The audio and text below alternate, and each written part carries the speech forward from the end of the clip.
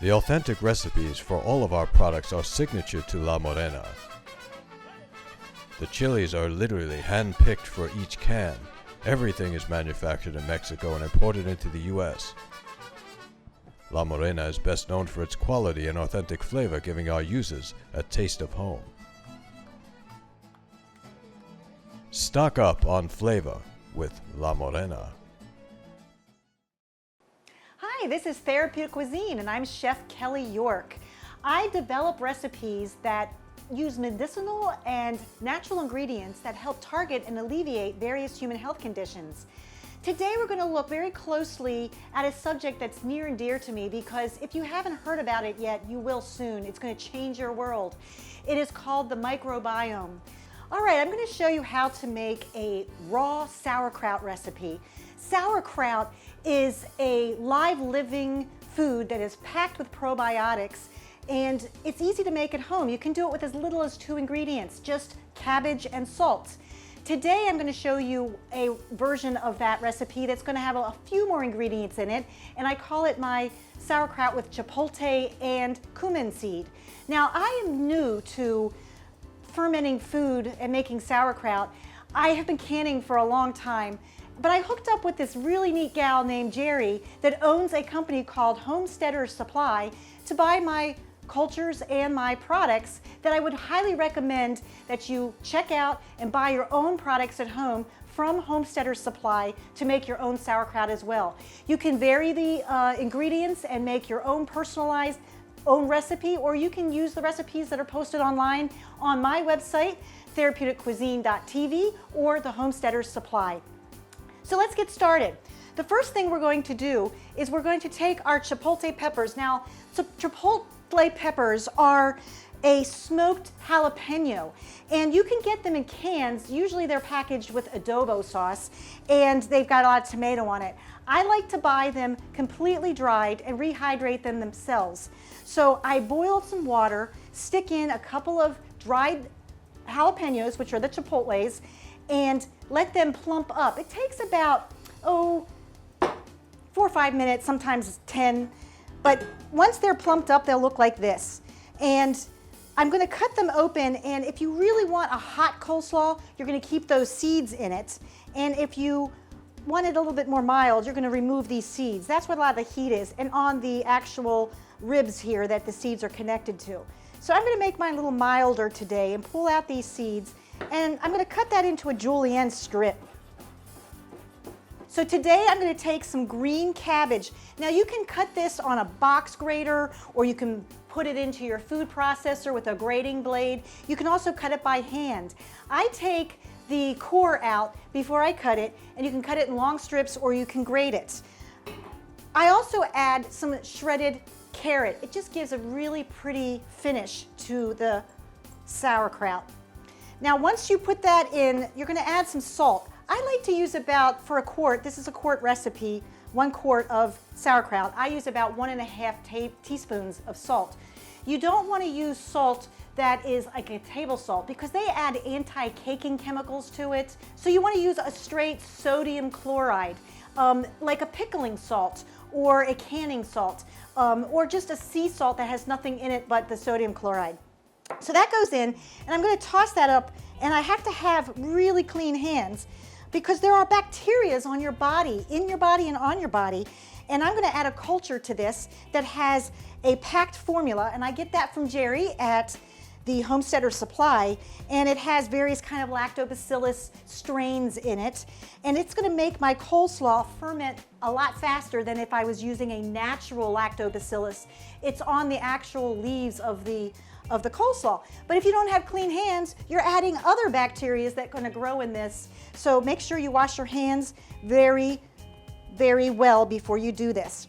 Next, I'm going to also add some chopped garlic. Now, I like to get my garlic at Thrive Market. They have a wonderful product there. It's from Emperor's Kitchen, which is made by Great Eastern Sun Company. They're out of like Asheville, North Carolina. And it's a wonderful product. If you want to cut your garlic by hand, you want to make sure that you do that and let it sit for 8 to 10 minutes so that all the wonderful compounds like allicin bloom. The good stuff actually needs some time to get oxygenated from the air. So let that sit. Mine's been sitting, or order that wonderful product from Thrive Market. I'm also going to add some cumin seeds. Sauerkraut often has caraway in it. This version, we're using a cumin seed. And then finally, I put in some cilantro. And you can use a muddler. You can buy this also at Homesteader's Supply. This is great for when you're making jams and jellies or you want to muddle anything. And the other method is to put your hands in the bowl and you start squeezing and massaging. And what the goal here is to break down the fibers, the cellulose in the walls of the cabbage to make a brine that will accumulate in the bottom of the bowl. This brine is going to also be part of the sauerkraut. It helps to cap the bottle so that you have an anaerobic environment at the end. But it's also the salt that is drawing the fiber or the liquid out of the fibers, because salt will do that. It's going to also condense down. I'm going to move away from that for a second and talk a little bit about, because this will take about 7 to 10 minutes depending on what big of a batch you're making. I'm only making a quart here, so it's not going to take too long. The goal again is to make as much brine as possible and to condense that down and get it ready for the culture. So on that note, I'm going to get ready here to bloom my culture. So the salt will draw out a lot of the liquid from the cabbage. I usually let that sit for about 10 minutes just to start doing that. Meanwhile, I'm going to wipe off my hand here for a second. And I buy the culture from Homesteader's Supply because it actually speeds up the whole process. And also, when you can control which bacteria you're putting in, you have less of a chance of the funky stuff growing. So when you bloom the culture, you want to make sure that you use a lukewarm temperature water that is not chlorinated. So no tap water out of your sink if you live in an area where there's chlorination in your water. So I use bottled water. I'm going to grab some water here, put it in a bowl, and this takes about 20 minutes to wake up the culture. And you only need about a 1/16 of a teaspoon. So it's one good pinch here. And there's a lot in here. You can make like 32 batches of sauerkraut with this. So that's got to sit for 20 minutes. And I'm going to continue to mash my cabbage. And there's also one less ingredient that I add to this. I'm going to do that now. I'm going to cut some leeks here, and then I'll go back and I'll take a few minutes to continue to break up my fibers of my cabbage. I'm going to need about a half a cup for this quart recipe. So let me just clean up a little bit here.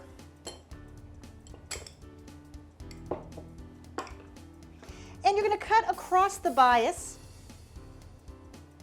Or if you want to, you could chop it. It's just real rustic. You don't have to be too exacting with it, but about a half a cup.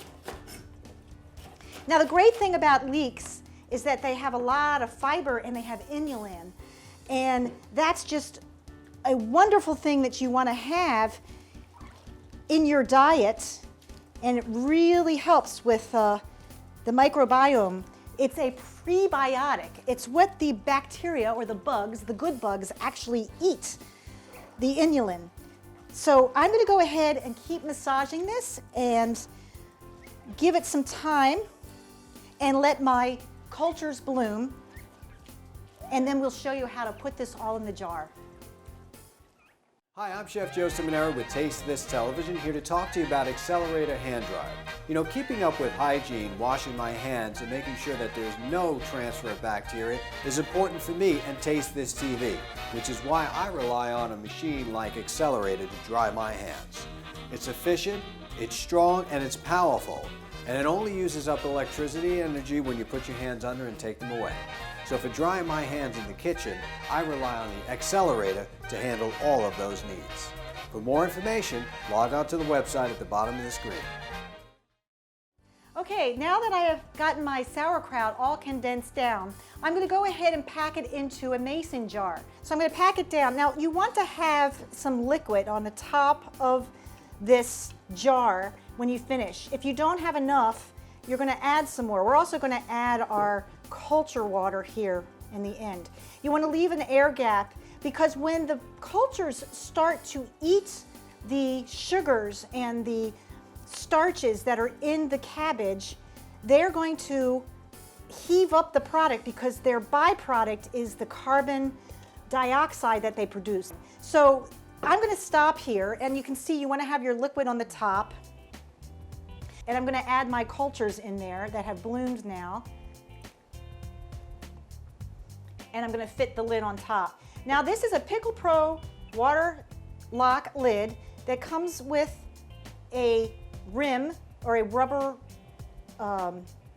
washer, and you're going to stick the top on top of that. Make sure you don't have little pieces of cabbage stuck around the rim. And now I'm going to use that metal rim that was from the original lid of the mason jar and just go ahead and screw it on. Just make sure that you're screwed on nice and tight. And now I'm going to remove the perforated lid. It's a little plastic lid with holes in the top for air to escape. And then the next step is to add some of that non-chlorinated water, so I just use bottled filtered water, to the fill line. Now again, what this water is going to do is it's going to allow that carbon dioxide that the bacteria are going to emit to escape out the top, and there's little holes here, but bacteria and molds that are airborne can't get in. And that's all there is to it to make homemade, non-pasteurized, raw sauerkraut. Go to my website to get the rest of the details of the fermentation process and buy some supplies from Homesteader's Supply, and you're well on your way. It's a great way to get extra probiotics in your diet, and it's definitely different and more delicious than the stuff that is pasteurized. We'll be right back with our next recipe. Hi, I'm Chef Joe Simonero with Taste This TV. I'd like to talk to you a little bit about Katz gluten-free products. Now, Katz gluten-free is not only gluten-free, but it's nut-free, dairy-free, and soy-free as well.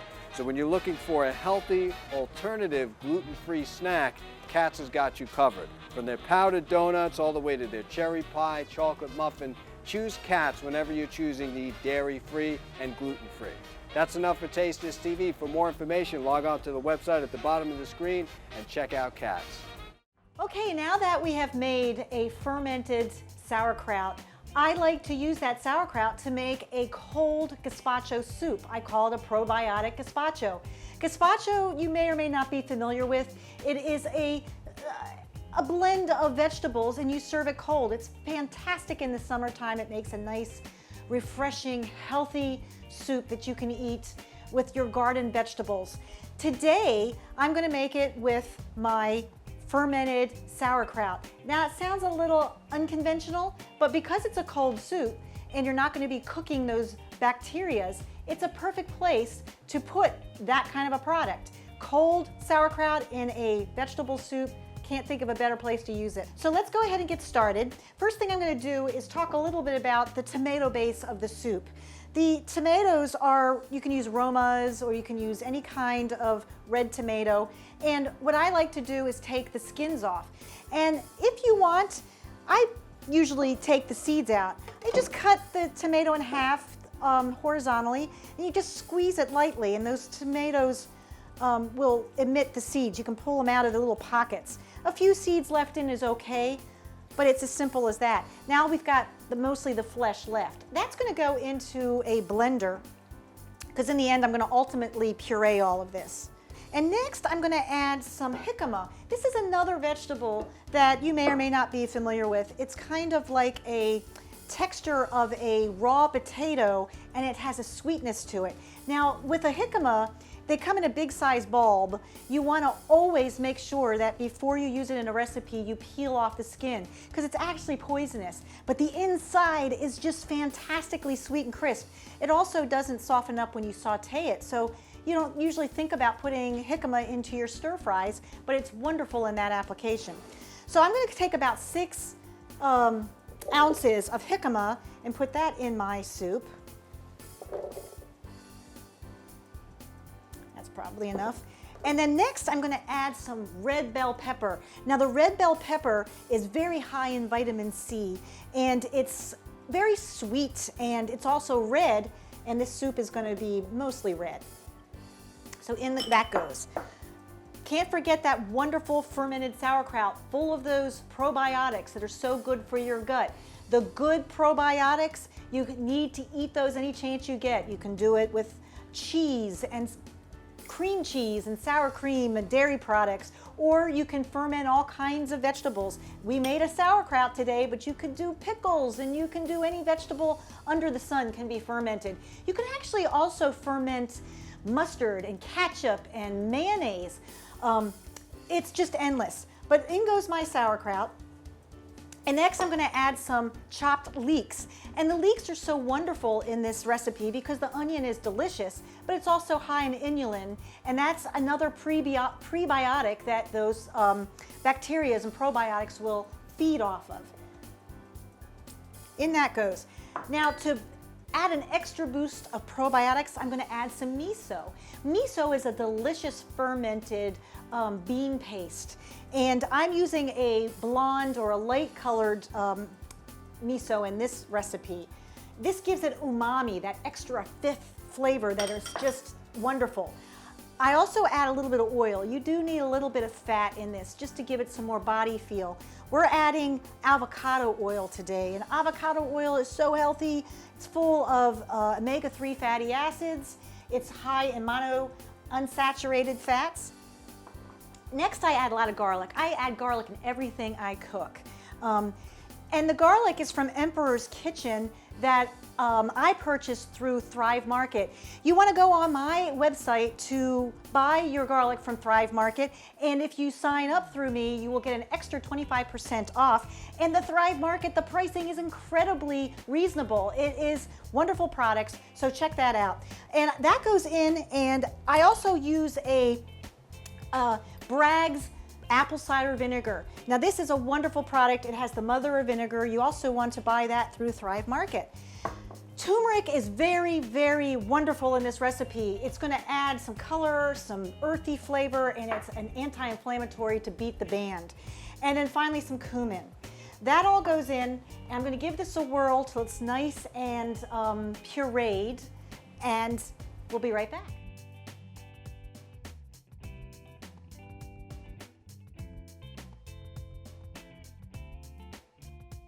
Okay, so I have blended most of my ingredients. I usually hold back on the tomato juice for last, so we're going to go ahead and add that, and this is going to add some more of that rich red color. I'm going to start out real slow here.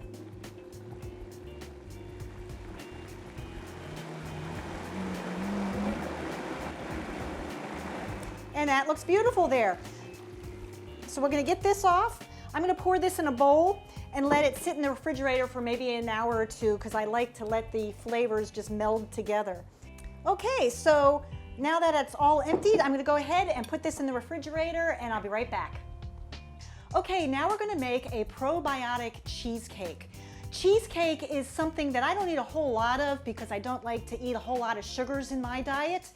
But for this dessert, we have it chock full of probiotics which help balance the good bacteria in your gut.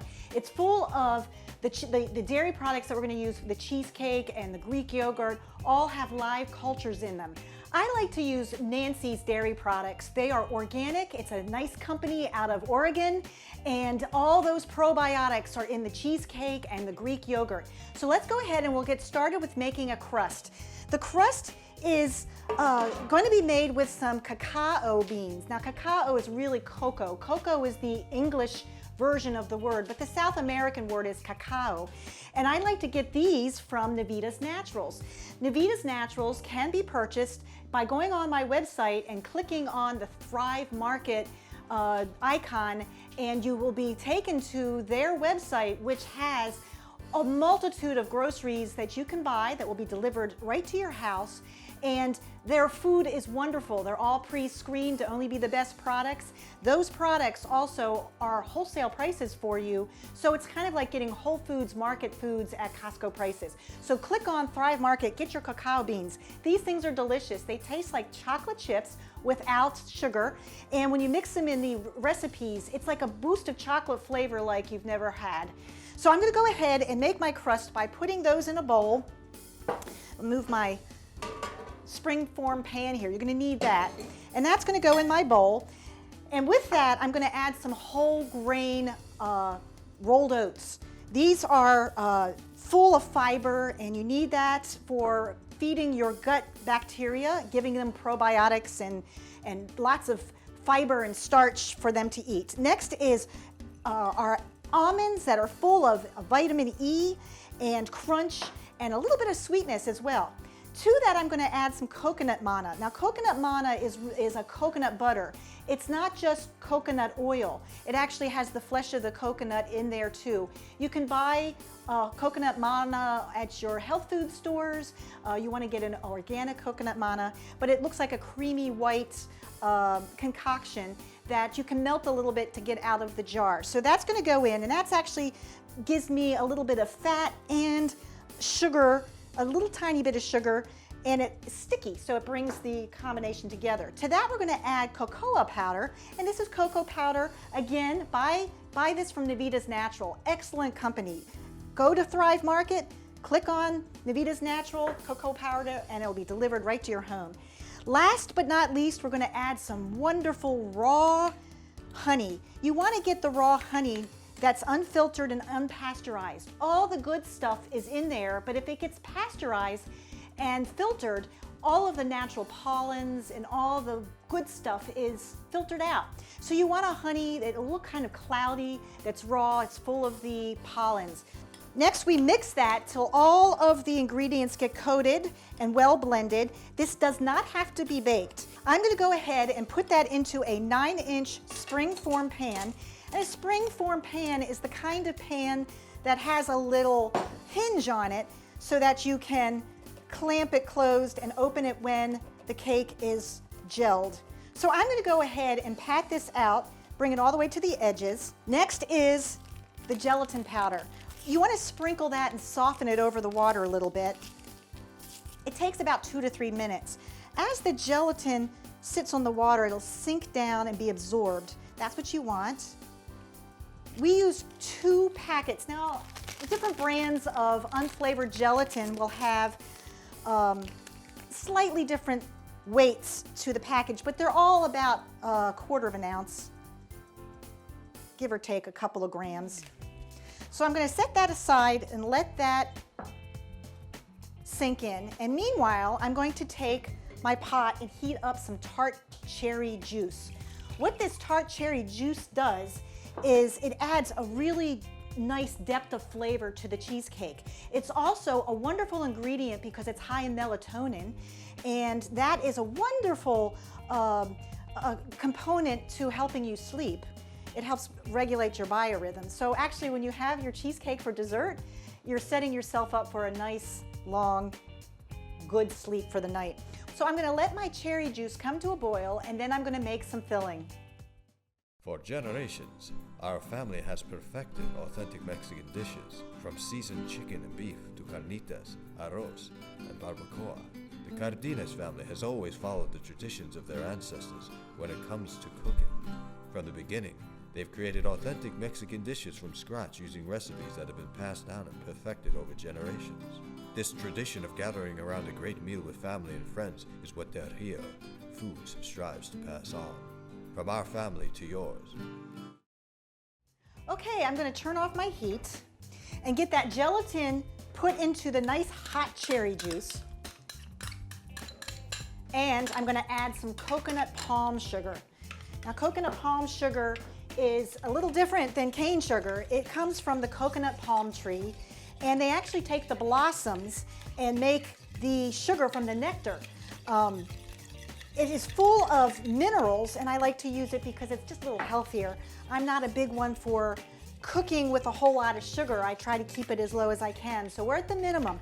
This cheesecake is going to taste really tart, and that cherry juice helps with that, but also the nice probiotic dairy has a nice tart edge to it as well. There'll be a little bit of undertone of the chocolate, and it's just a lot going on in your mouth, a lot of layers of flavor.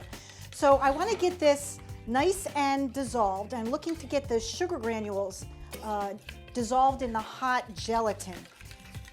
Next, I'm going to go ahead and mix the rest of the ingredients. As I mentioned before, I'm going to use the Nancy's products.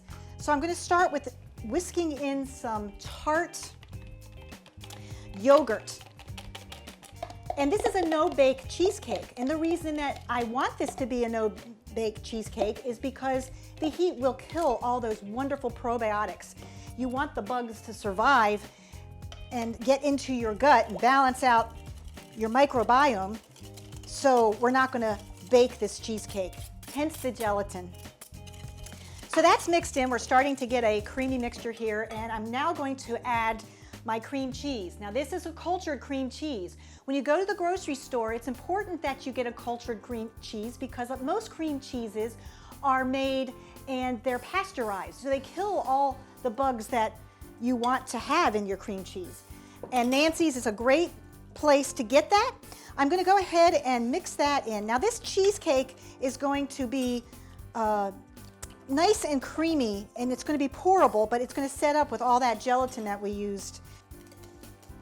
Okay, I'm getting this nice and well blended, and the last ingredient that I'm going to add is that wonderful cocoa powder.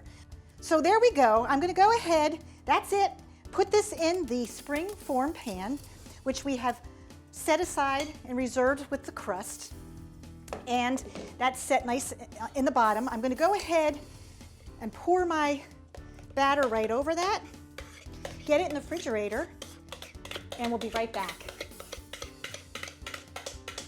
So here we have 3 microbiome recipes. We have a homemade sauerkraut that we made with cumin and chipotle, and it's flavored like the Southwest, which is a little unusual, but delicious. And we used a water lock lid from Homesteader's Supply. Go ahead and check that out and buy it and make it at home yourself. We also made a gazpacho with probiotics by using that sauerkraut in the soup. I like to serve the soup with a little bit of creme fraiche, which is another probiotic dairy product, and it's like a double rich cream, and a little bit of cilantro leaves, fresh whole leaves or chopped, any way you want to work it. And then finally, we have a probiotic chocolate cherry cheesecake. I like to serve that garnished with some more of those chocolate nibs or the cocoa nibs that you can get from Navita's Natural. You can go to Thrive Market and buy those. It's a wonderful product. You also can take a few whole cherries, frozen or fresh if they're in season, and put that on, and it'll clue people that it's a chocolate cherry flavor coming up in their next bite. So that's it. Microbiome recipes. I'm Chef Kelly Yorke, and this is Therapeutic Cuisine. And as the father of medicine Hippocrates said, let food be thy medicine and let medicine be thy food. Thanks for watching.